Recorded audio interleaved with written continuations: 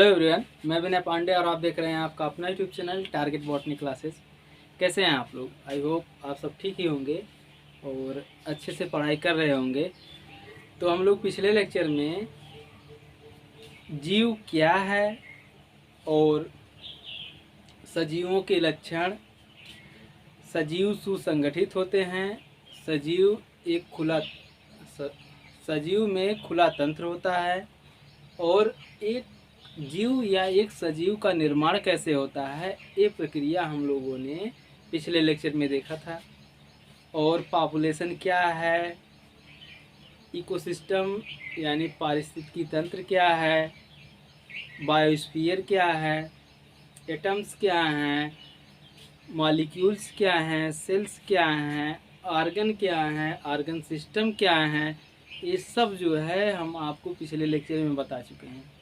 हम जो पिछले लेक्चर में पढ़ाए हैं उसका नाम इसलिए ले रहे हैं क्योंकि हम उस टॉपिक का नाम ले जो हम पिछले लेक्चर में पढ़ाए हैं और आपके माइंड में उसका आंसर फटाफट आता रहे, ऐसा होना चाहिए। ओके, जब हम पिछले टॉपिक के कुछ हेडिंग्स या कुछ टॉपिक्स के नाम लेते हैं तो आपके माइंड में उसका आंसर आना चाहिए। ठीक, ऐसे पढ़ाई कीजिए। ओके, तो चलिए आज हम लोग इस लेक्चर में जानने वाले हैं मेटाबॉलिज्म यानी उपापचय क्या है। तो आइए जानते हैं उपापचय क्या है, उपापचय कितने प्रकार के होते हैं, और भी टॉपिक्स इस लेक्चर में जानेंगे। तो आइए स्टार्ट करते हैं। हम जितना बोलते हैं उसे आप लोग नोट करते हुए चलिएगा, क्योंकि हम हर चीज़ जो है वाइट बोर्ड पर नहीं लिख सकते हैं। वाइट बोर्ड पर सिर्फ छोटे छोटे टॉपिक्स लिख सकते हैं, बाकी आपको हम बता दे रहे हैं। ठीक, आप नोट करते हुए चलिएगा। ओके, तो आइए जानते हैं उपापचय यानी मेटाबॉलिज्म क्या है, व्हाट इज़ मेटाबॉलिज्म। ठीक, तो देखिए इसमें आप लोग नोट करते हुए चलिएगा। ओके, जीवित कोशिकाएं क्रमबद्ध रासायनिक अभिक्रियाओं द्वारा पोषक पदार्थों से या तो ऊर्जा प्राप्त करते हैं अथवा अपने संरचनात्मक घटक या अन्य उत्पादों का निर्माण करती हैं। ओके, उसके बाद एक इम्पॉर्टेंट लाइन है, इसे आप लोग अंडरलाइन कर लीजिएगा या इसे किसी अलग पेन से लिख दीजिएगा। कोशिका में संपन्न होने वाली सभी क्रियाएं सामूहिक रूप से उपापचय या मेटाबॉलिज्म कहलाती हैं। ओके, मेटाबॉलिज्म या उपापचय जो होती हैं वह दो प्रकार की होती हैं। देखिए अपचयी क्रियाएं या मेटाबॉलिज्म प्रोसेस जो होती हैं वह दो प्रकार की होती हैं। नंबर 1 है उपचयी क्रियाएं या फिर एनाबॉलिक रिएक्शन। ठीक, हिंदी में उपचयी क्रियाएं और अंग्रेजी में इसे एनाबॉलिक रिएक्शन कहते हैं। ओके, उसके बाद फिर नंबर 2 है अपचयी क्रियाएं या फिर कैटाबॉलिक रिएक्शन। ओके, तो इसके बाद अब आइए नंबर 1 हेडिंग डाल दीजिए, अपचयी क्रियाएं या फिर एनाबॉलिक रिएक्शन। ओके, नंबर 1 उपचयी क्रियाएं या फिर एनाबॉलिक रिएक्शन में देखिए, एनाबॉलिक रिएक्शन को या फिर उपचयी क्रियाओं को संश्लेषणात्मक क्रियाएं या फिर सिंथेटिक रिएक्शन भी कहते हैं, क्योंकि एनाबॉलिक रिएक्शन में सिंपल मॉलिक्यूल से कॉम्प्लेक्स मॉलिक्यूल या कॉम्प्लेक्स सब्सटेंस का निर्माण होता है। ओके, या फिर ऐसे कह सकते हैं कि सरल अणुओं से जटिल अणुओं का निर्माण होता है। ओके, और एनाबॉलिक रिएक्शन में या फिर उपचयी क्रियाओं में मुक्त ऊर्जा का उपयोग किया जाता है। ओके, तो एनाबॉलिक रिएक्शन या फिर उपचयी क्रियाओं का एक एग्जांपल देख लीजिए।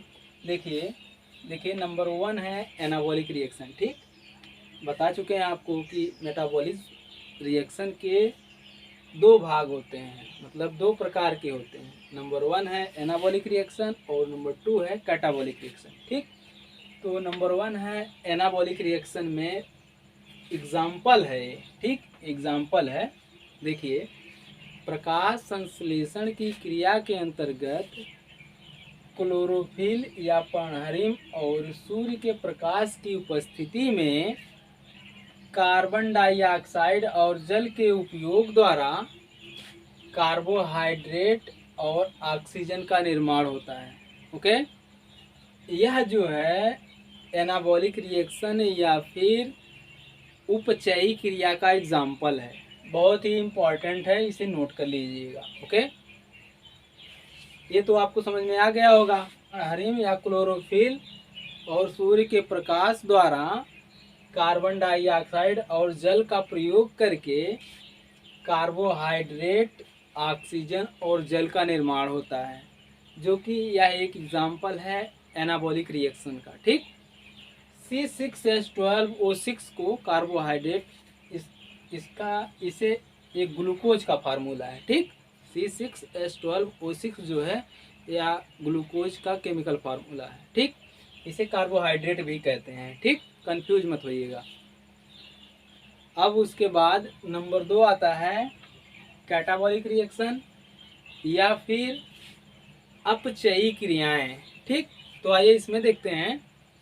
देखिए, कैटाबॉलिक रिएक्शन में क्या होता है, सेम टू सेम, एकदम बिल्कुल कुछ नहीं करना है, एनाबॉलिक रिएक्शन का अपोजिट कर देना है बस। मतलब जो जो प्रक्रियाएं एनाबॉलिक रिएक्शन में हो रही हैं या फिर उपचयी क्रियाओं में हो रही हैं, उसी को उलट देना है और कुछ नहीं करना है। एकदम सिंपल सी बात है। ठीक, तो पहले इसका डिफिनीशन देख लीजिए, उसके बाद फिर जो है हम बता दे रहे हैं मतलब कैसे इसको अपोजिट करना है।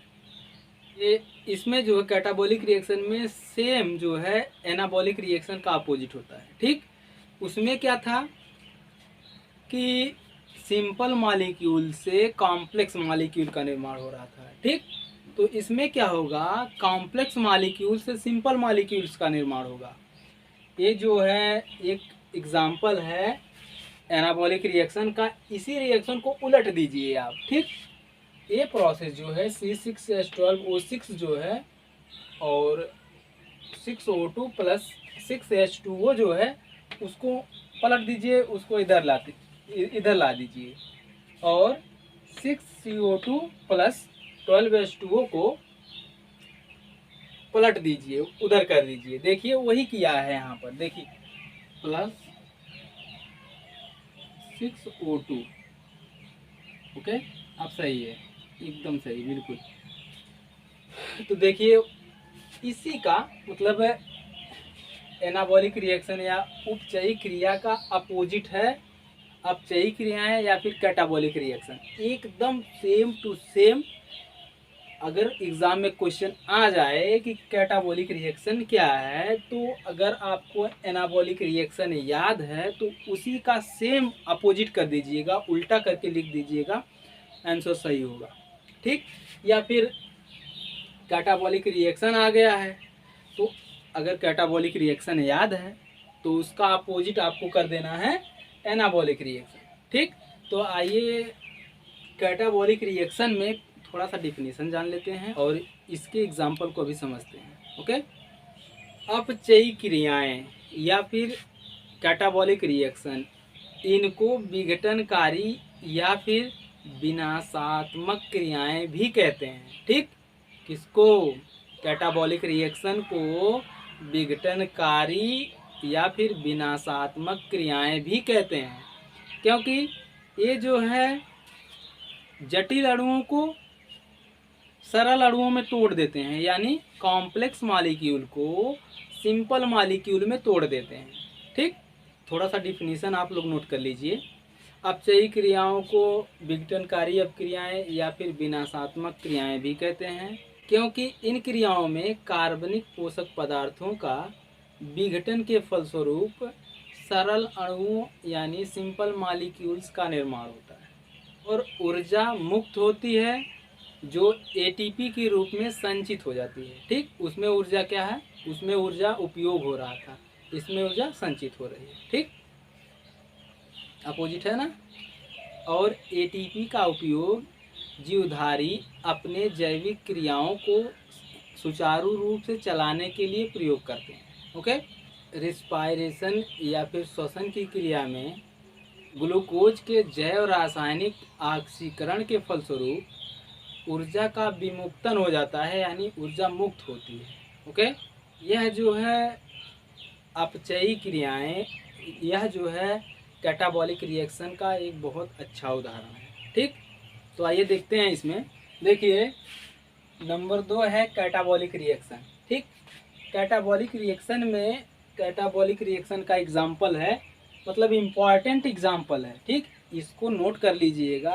अगर आपको कैटाबॉलिक रिएक्शन की कुछ परिभाषाएं नहीं भी याद हैं, तो भी अगर आपको ये जो है एग्जाम्पल याद रहेगा तो आप बना करके लिख सकते हैं। ठीक, तो देखिए इसमें क्या होता है। कैटाबॉलिक रिएक्शन में क्या होता है,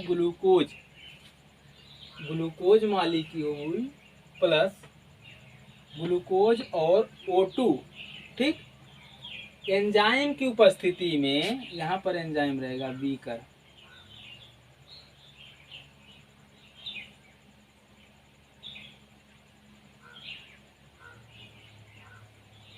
ठीक।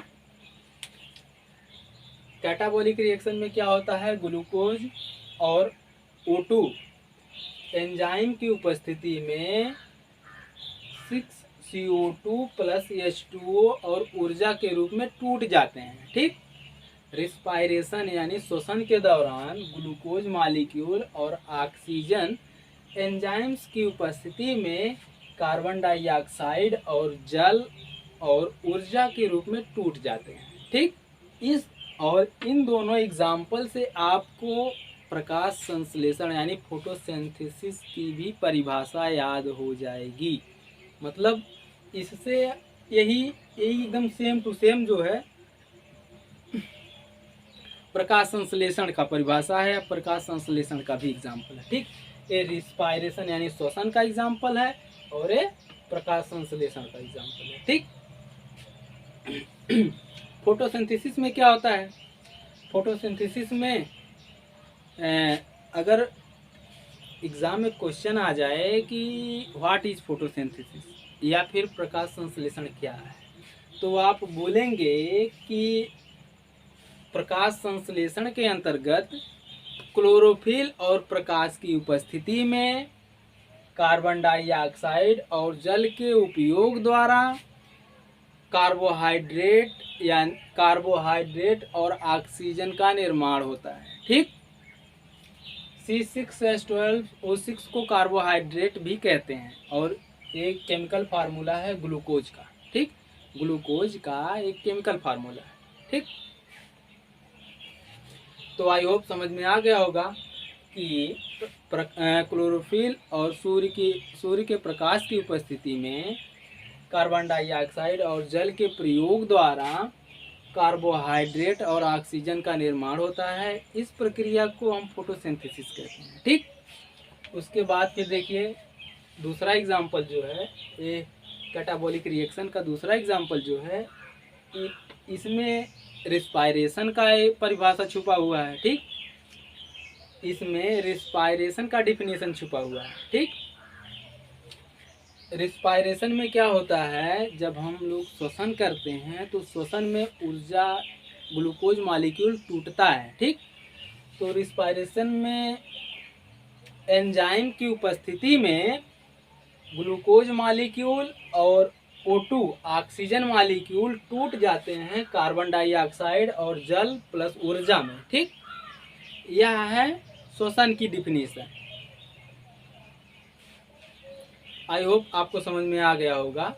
इससे देखिए आपको चार डिफिनेशन याद हो गए। ठीक, पहला तो एनाबॉलिक रिएक्शन के एग्जाम्पल से प्रकाश संश्लेषण का डिफिनेशन भी मिल गया। ठीक, और कैटाबॉलिक रिएक्शन से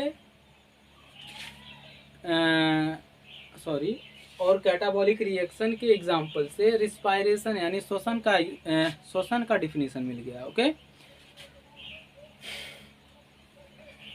तो आप लोगों को सीधे सीधे इसे अच्छे से पढ़ लेना है।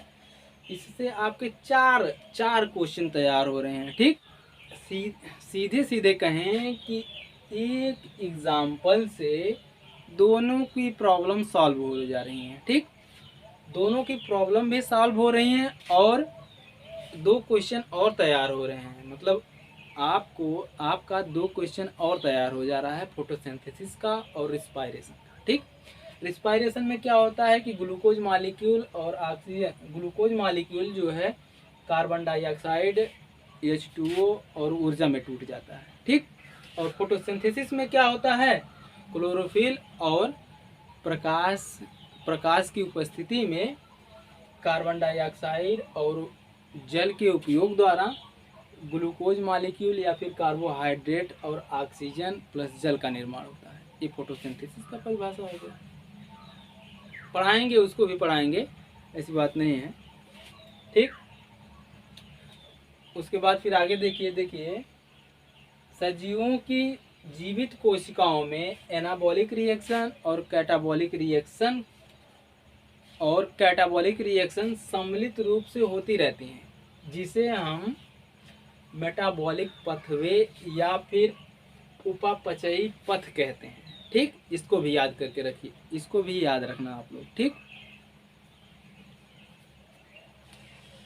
सजीवों की ये जीवित कोशिकाओं में एनाबॉलिक रिएक्शन और कैटाबॉलिक रिएक्शन सम्मिलित रूप से होते रहते हैं, जिन्हें हम उपापचयी पथ या फिर मेटाबॉलिक पथवे कहते हैं। ठीक, लेकिन जीव शरीर से बाहर किसी परख नली में हो रहे मेटाबॉलिक प्रोसेस को हम ना तो सजीव की श्रेणी में रख सकते हैं और ना ही निर्जीव की श्रेणी में। अतः उपापचय बिना किसी अपवाद के सजीवों का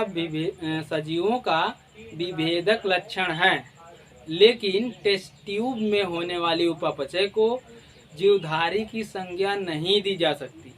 हाँ, लेकिन वह जीवधारी की अभिक्रिया अवश्य कहलाएगी। ठीक, अब उसके बाद अगली हेडिंग आती है समस्थापन, होम्योस्टैटिस।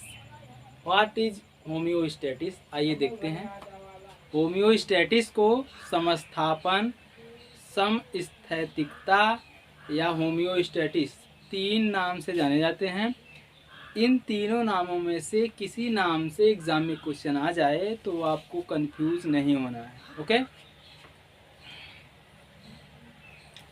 तो आइए पहले एग्ज़ाम में लिखने वाले डिफिनीशन को जान लेते हैं, उसके बाद फिर आसान भाषा में एक लाइन में उत्तर देने वाले डिफिनीशन को जानते हैं। ओके, सफल जीवन के लिए जीवों में अपने वातावरण में होने वाले परिवर्तनों से प्रभावित होकर इन्हीं के अनुसार अपने शरीर की फिजियोलॉजी एवं मेटाबॉलिज्म में आवश्यक परिवर्तन करके शरीर एवं इंटरनल इन्वायरमेंट की अखंडता को बनाए रखने की अपूर्वभूत क्षमता होती है। और इसकी खोज क्लॉडी बर्नार्ड 1865 ईस्वी में किया। ओके, अंतः वातावरण की अखंडता को बनाए रखने को वाल्टर वी कैनान ने समस्थापन या समस्थैतिकता या होम्योस्टैटिस नाम दिया। ओके, तो अगर एग्ज़ाम में क्वेश्चन आ जाए कि होम्योस्टैटिस या समस्थापन नाम किसने दिया, तो वाल्टर वी कैनान ने दिया। ओके, मतलब आसान भाषा में बोले तो जीवों का अपने वातावरण में होने वाले परिवर्तनों से प्रभावित होकर वातावरण के अनुसार जीव अपने आंतरिक और बाह्य रूप में कुछ न कुछ परिवर्तन करके अपनी सामान्य अवस्था को बनाए रखते हैं। इसी को समस्थापन कहते हैं। ठीक, और अगर एक लाइन में आंसर देना हो कि व्हाट इज होम्योस्टैटिस या फिर समस्थैतिकता क्या है या समस्थापन क्या है, तो इसका आंसर ऐसे दीजिएगा कि जैविक संतुलन की स्थिति को बनाए रखना ही समस्थापन कहलाता है या होम्योस्टैटिस कहलाता है। ओके, तो ये रहा एक लाइन में आंसर। और लेकिन एग्ज़ाम में जो हम पहले होम्योस्टैटिक्स का डिफिनीशन बताए हैं वो बहुत ज़्यादा बेटर होगा। एग्ज़ाम में जो क्वेश्चन रहेगा 1 या 2 नंबर का रहेगा तो कम से कम 2-3 लाइन लिखना चाहिए ना। तो पहला डिफिनीशन जो है ज़्यादा बेटर रहेगा। ओके, होम्योस्टैटिक्स के 2 एग्जाम्पल देख लीजिए, उदाहरण देख लीजिए। ओके, पहला एग्जाम्पल है कि अधिक व्यायाम करने से शरीर का ताप बढ़ जाता है और इसके परिणाम स्वरूप तेजी से पसीना निकलता है। ठीक, और पसीने के वाष्पीकरण से शरीर ठंडा हो जाता है। ओके, पहला एग्जाम्पल था। और दूसरा एग्जाम्पल है, सर्दियों में उष्मा का संरक्षण हेतु त्वचा व उसकी रक्त केशिकाएं सिकुड़ जाती हैं। ओके, तो ये था होम्योस्टैटिक्स का डिफिनीशन और एग्जाम्पल। ठीक, होम्योस्टैटिक्स का डिफिनीशन लिखने के बाद एक एग्जाम्पल ज़रूर लिख दीजिएगा। ओके, तो आइए अब चलते हैं अगले लक्षण पर। तो अगला लक्षण है सजीव उद्दीपन के प्रति अनुक्रिया प्रदर्शित करते हैं। ठीक, तो उद्दीपन के प्रति अनुक्रिया प्रदर्शित करते हैं तो आपके मन में प्रश्न उठ रहा होगा कि ये उद्दीपन शब्द या फिर स्टिमुली क्या है।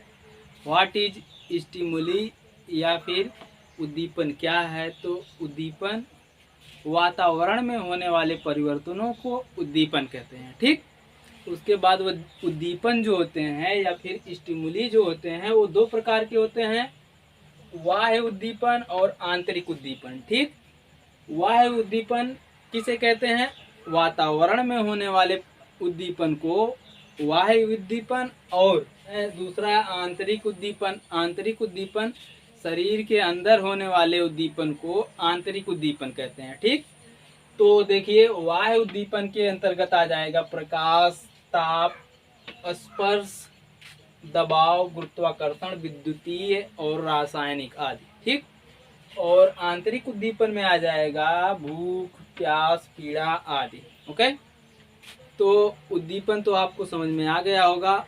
अब सजीव उद्दीपन के प्रति अनुक्रिया प्रदर्शित करते हैं, इनके बारे में कुछ जानते हैं। ओके, अपने पर्यावरण में भौतिक, रासायनिक या जैविक किसी प्रकार के उद्दीपन के प्रति अनुक्रिया या रिस्पॉन्स प्रदर्शित करना सजीवों का एक विशिष्ट गुण होता है। ओके, और एक कोशिकीय जीव से लेकर बहुकोशिकीय जीव, पादप, जंतु सभी जो है इस गुण को प्रदर्शित करते हैं। एक कोशिकीय जीव प्रकाश, ताप व रसायन की ओर या उनसे परे गति कर अनुक्रिया प्रदर्शित करते हैं। बहुकोशिकीय जीव जो होते हैं वह जटिल अनुक्रिया या रिस्पॉन्स दर्शाते हैं। ओके, मनुष्य और जंतु जो है अपने ग्राही अंगों से वातावरण में होने वाले उद्दीपनों को ग्रहण करता है और उनके प्रति संवेदनशीलता प्रकट करता है। ओके, मनुष्य का ग्राही अंग मतलब जो होता है सेंस आर्गन, जैसे स्किन। ठीक, स्किन हो गया, फिर आँख, कान, नाक, ये सब जो है इससे जो है मनुष्य वातावरण में होने वाले परिवर्तनों को ग्रहण करता है। जैसे सपोज दैट ठंड का मौसम है तो स्किन से पता चलता है ना कि हाँ ठंड पड़ रहा है। सभी जीव शरीर में प्रवेश कर रहे रसायनों के प्रति अनुक्रिया प्रदर्शित करते हैं। ओके, एग्जाम्पल के लिए पत्तियों या पुष्पों का सूर्य की दिशा में मुड़ जाना। देखिए इस फिगर में, देखिए एक रूम है। ठीक, रूम में एक पौधा रखा गया है और रूम में एक जंगला लगा हुआ है जिसके द्वारा जो है प्रकाश रूम के अंदर आता है। तो देखिए ये पौधा जो है उस जंगले की ओर गति करता हुआ प्रदर्शित हो रहा है। ठीक, यह एक एग्जाम्पल है कि सजीव जो होते हैं वह उद्दीपन के प्रति अनुक्रिया प्रदर्शित करते हैं। ठीक, तो ये पौधा देखिए प्रकाश की तरफ मुड़ गया है। ठीक, एक एग्जाम्पल ये हो गया। और एक दूसरा एग्जाम्पल है छुई मुई का साइंटिफिक नेम है मिमोसा पुडिका। ठीक, छुई मुई के पौधे पौधे की पत्तियां या टहनियों को स्पर्श करने पर पत्तियों का बंद होना या मुड़ जाना और जंतुओं का सुरक्षित स्थान की तलाश में गति करना आदि जो है, यह जीवों के सजीव उद्दीपन के प्रति अनुक्रिया प्रदर्शित करते हैं। इसका एग्जाम्पल है, ठीक। और मनुष्य एक ऐसा अनूठा जीव है जिसे स्वयं की अनुभूति अर्थात स्वचेतना है। अतः उद्दीपन के प्रति अनुक्रिया व स्वचेतना जीवों के विभेदक गुण है। ओके।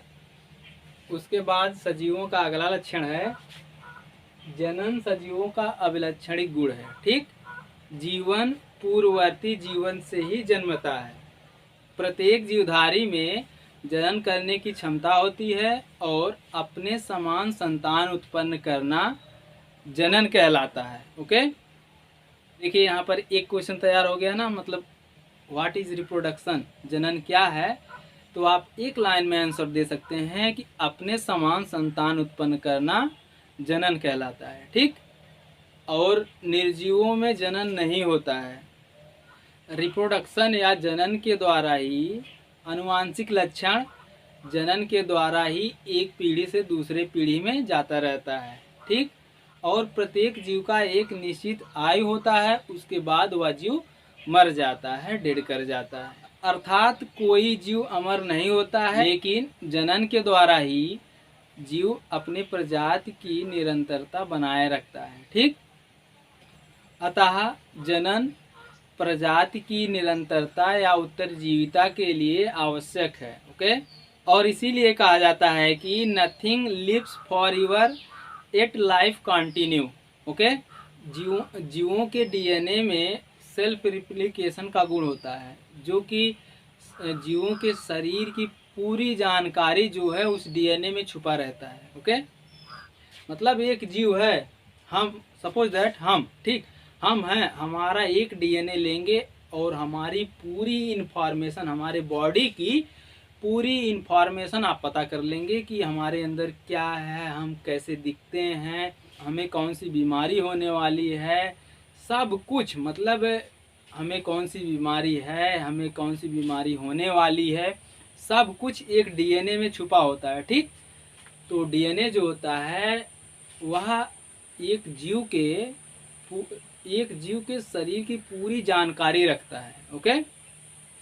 तो जनन जो है सजीवों का विलक्षणिक गुण है, जैसे अंडे से चूजे का निकलना और कुत्ते में प्रजनन के द्वारा अपने समान संतान उत्पन्न करना। ओके। देखिए इमेज में, देखिए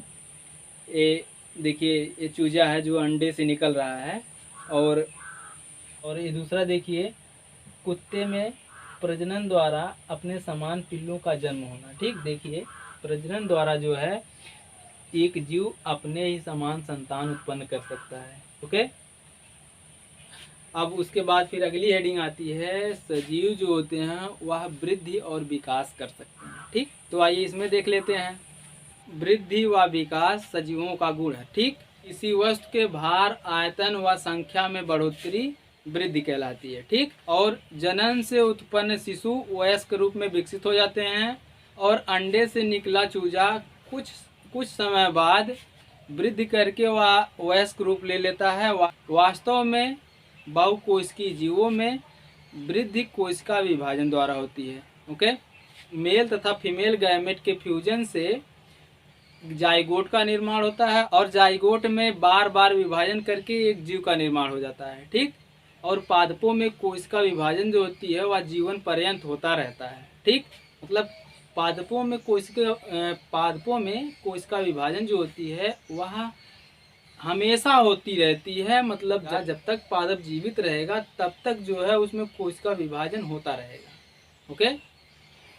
और यह वृद्धि पादपों में एक विशेष स्थानों तक सीमित अर्थात स्थानिक होती है, ठीक। जबकि जंतुओं में कोशिका विभाजन एक सीमित समय तक होता है और उसके बाद उसकी वृद्धि रुक जाती है। कुछ निर्जीव पदार्थ जैसे रसायन के क्रिस्टल, रेत, पत्थर आदि भी वृद्धि प्रदर्शित करते हैं, लेकिन निर्जीव की वृद्धि बाह्य सतह पर, उनके बाहरी सतह पर पदार्थों के जमाव के कारण होता है, ठीक। जबकि सजीव की वृद्धि जो होती है उनकी वृद्धि आंतरिक वृद्धि होती है और मृत जीव में वृद्धि नहीं होती है। ओके। और अब सजीवों के लक्षणों में अगला नंबर है, सजीव में अनुकूलन होते हैं। ओके। जीवों के मार्फोलॉजिकल, एनाटॉमिकल, फिजियोलॉजिकल गुण जो उन्हें किसी विशेष पर्यावरण में सफल जीवन यापन हेतु सक्षम बनाते हैं, अनुकूलन कहलाते हैं। ओके। और अनुकूलन दो प्रकार के होते हैं, शॉर्ट टर्म एडॉप्टेशन यानी अल्प अवधि अनुकूलन, और दूसरा है लॉन्ग टर्म एडॉप्टेशन, दीर्घ अवधि अनुकूलन। ओके। आज के लिए बस इतना ही, मिलते हैं नेक्स्ट वीडियो में, तब तक के लिए जय हिंद, टेक केयर, गुड बाय।